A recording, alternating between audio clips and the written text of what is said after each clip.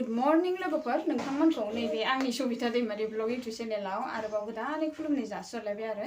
नै आङो दिनै फुंनिफ्रायनो ब्लग स्टार्ट लादों आरो खालामनो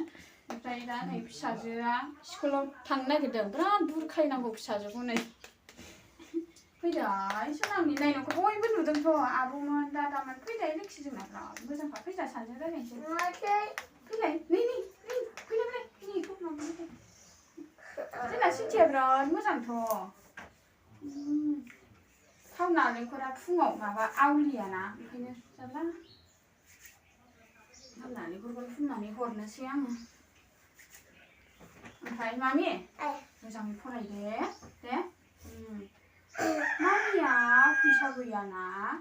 खस्थ'यैसो हरोना दिउसखौ ओंखायनो मोजां फरायनांगौ दे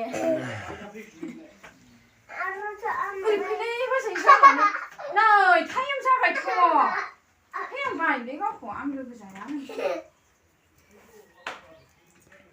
मुजा गानहोनांगौ दे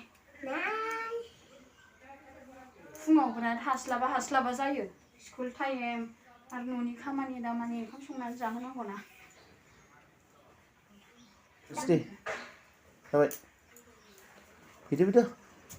ओमफ्रायो मोनसे खोथा आं नोंथांमोननो खोन्थानो आरो आंहा दाखालि हाबानि ब्लग लाबोदोंमोन ना ब्राइडेल मेकआप खालामहैनाया आंनि बिजावजालि जायो नालाय नै आंनो ब्लाउस हरदोंमोन बेखौनो गानदों आङो लोगोफोर जा मोजांखा गाननोबो एसे खान्दादा मोजाङानो साइजखौना मोजाङै फरायदे दे बिमाया फैसा गैयाना ओंखायनो खस्थ' मस्थ' फरायनांगौ मिथिबाय खस्थ' खालामनानै फरायनांगौ नङाबा मास्टारफोरजों अनजानाय नङा मिथिबाय फरिखा जानोसै 1 थारिखनिफ्रायनो फरिखाया दे हेल' लोगोफोर आं स्कुलाव थांसै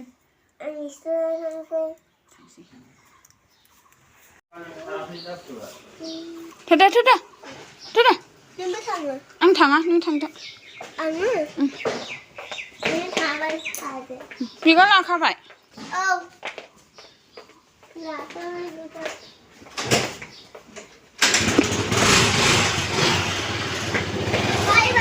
बाय बाय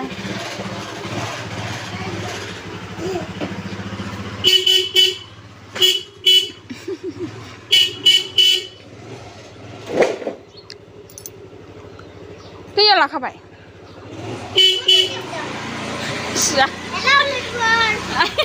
बाय बाय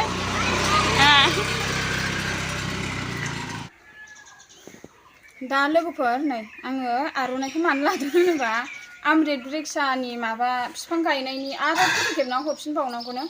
आरो दा फर्म फिलआप खालामनायनि टाइम नालाय फर्म फिलआपआव माबा नांगौ नालाय फट' नांगौ गांनै नांगौ बेखौनो फट' स्टेट खालामनांगौ जाहैदों ओमफ्राय आङो बिफाङाव थांनानै बैहाय फुख्रि जिङावसो आं गायदोंमोन ना बेयाव थांनानै आं फट' खेबजाहैसै बेखौ लाबाय आङो ओरै लानोसै आरो ओमफ्राय आंनि आब'नो खोन्थानो नागिरदों सानफुला आंना फांनैल' हरदोंमोन हा आब'आ फांसे फांनै जा गिदिर हासार गोनांना बेयाव सिला सिखांनानै दाखोरखौ आं बेयाव गारना होजोबो ना बेनो हासार जायो लोगोफोर ओमफ्राय दा नै बिराद गिदिर थाजा जानानै दं सान बिफाङा आरो आंना बारसिगोन नै बारनोनो लाखाबाय आरो आब' इलेजनिफ्राय लानानै फैदोंमोन आङो आब'आ फांनैल' हरथारदों सोरनो हरखोथाय बेनाथ' जिनिसा रानदालाजोबखायो फुला गावहाथ' बिराद फुल गायो नालाय ओमफ्राय दा गावना फांसेल' नुहैदों आं दाखालि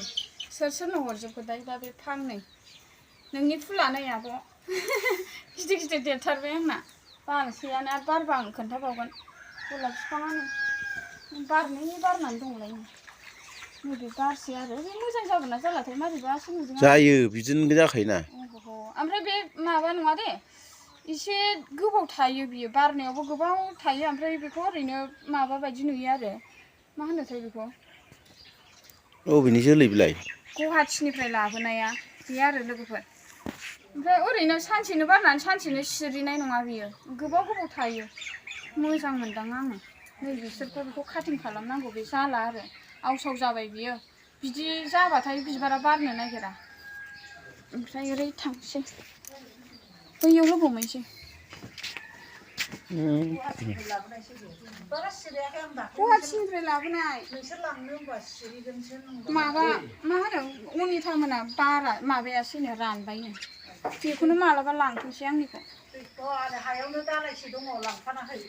मालाबा लांगोन आङो दैखराव सुनानै दोनग्रो ओरै जोंना बारिया आरो खलसिलाया मैला जानानै दं बेसेबां सिबबाय थानो बालायलाङो बैग्रि बिफां खोन्थानोसैलै आङो नैबे बैग्रि बिफाङा मोजां नङा लोगोफोर आं बेखौ बिराद जोथोनै गायदों बेखौ सोर हरदों बिहाव जानाय सासे मामिनि नामै मामि गोरलैयावनो मामिया 1 बोसोर जाबायमोन आरो रुनिखाथायाव गाव बिफां गायनो लांगासिनोमोन आरो बागानाव ओमफ्राय बेखौनो लामायाव लोगो मोनबाय नालाय आफाखौ ओमफ्राय नै बिफां गायनो लांबा नोंहाबो फिसौनि नामै होननानै हरबाय ओमफ्राय गिदिर थायग्रा सानदोंमोन आं गैया फिसासो मोजाङानो नङा आरोना जा दुखु मोनबाय आङो माने थैहां बर'हां जाथारबायमोन बियो हाबाब मामिनि नामै हरनाय बेखौ आं फोथांनानै जेरैखि जाया फोथांनानै लाखिथारगोन सानबाय आङो ओमफ्राय फोथांनानै लाखिबाय नै दा मोजाङानो नङा लोगोफोर दुखु मोनबाय आरो ओरैबो जोंना बैग्रि बिफाङानो मोजां नङा ओरैबो नैबेबो ओरैबायदि गोखै जानोनो हाया माबायदिथाय बैग्रियानो मोजां नङा ओमफ्राय सोरबा गोथाव मोनगोन खोमा हले आंनि नङालाय बियो नोगोर गोखैखा जानो नायलाय ओरैबायदि गोखै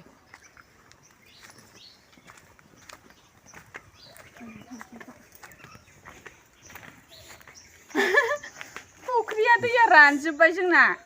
आरो हांसो हाबबावदोंसो दहाय फुङाव दङ फख्रि होननाया दंनाया रानथाब थाब आलासि सिरिसे लेंहरनानै बेखौ जास्रांहोजोबसै ज'नो ओमफ्राय जोब्बाय आरो फख्रिनि ना गैला गोदानै दोनफिनसैलाय दैज्लांनि मेसेंनि दैज्लां बोथोराव दैया जमा जागोन नालाय बेखौ दोनसै आरो लोगो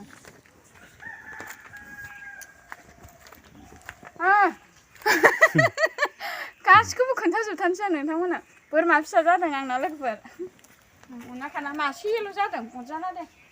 मासेयानो आलो देरगोन बोरमाया आंनाव 18टा बोरमा दंमोन थैयै मा बेमार जाखो मोनथिया बे मासेल' थादों अनाखानानो दा बेजों मानै जाबाय आरो दुखु नांथावथावसो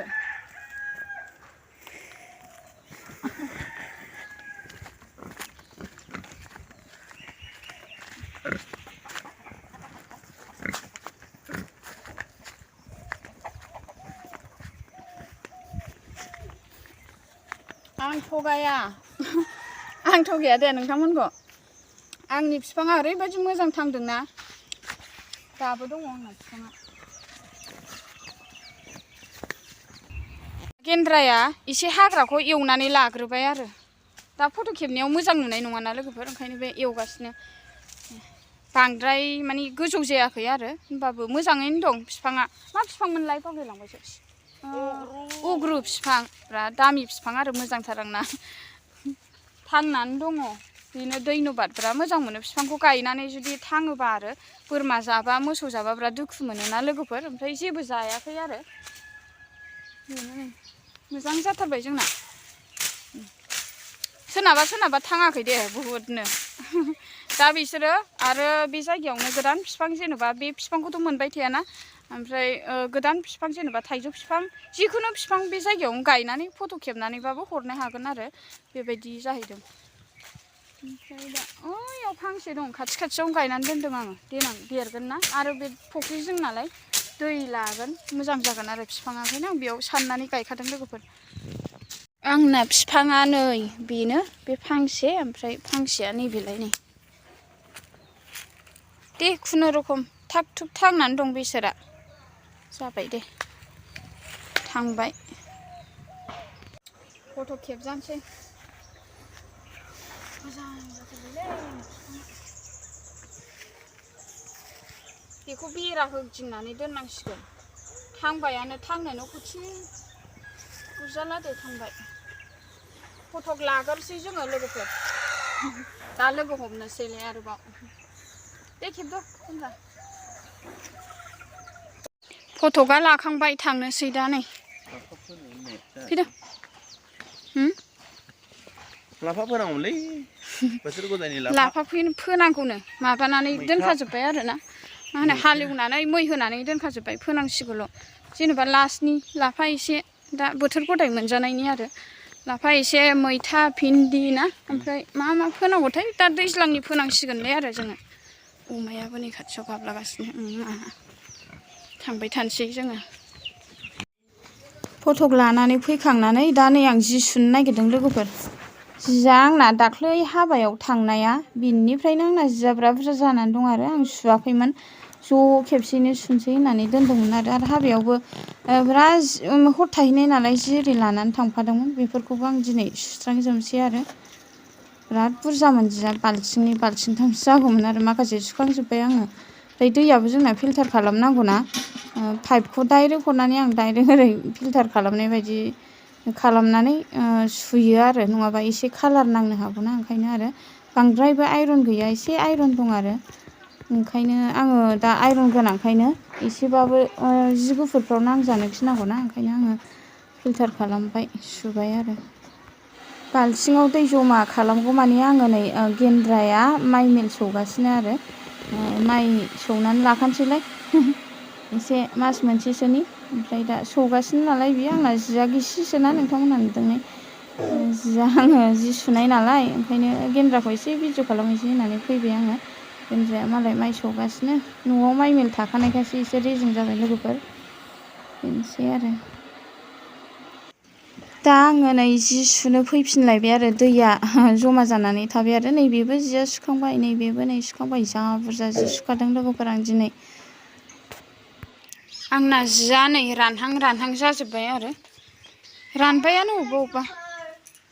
ओमफ्राय नै बेयावबो एसे लामबाय आङो ओमफ्राय बैथिं दङ बेयावबो अबे रानखो लाबोनांसिगोन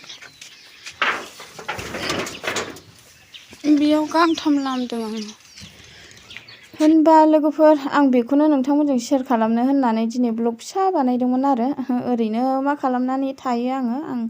न'आव खामानि दामानि मावनायफोरखौनो नोंथांमोनजों शेयार खालामनो लुगैदोंमोन आरो स' लोगोफोर दिनैनि ब्लगा बिसिमल' जागोन दे नेक्स्ट ब्लगाव आरो नोंथांमोनखौ थाबैनो लोगो मोनफिनगोन आरोना ओमफ्राय आङो जिया एसे रानस्रांजोबखाबाय नालाय माखासेखौ आङो थिखोनानै लाजोबनोसै होमबा स' लोगोफोर बाय बाय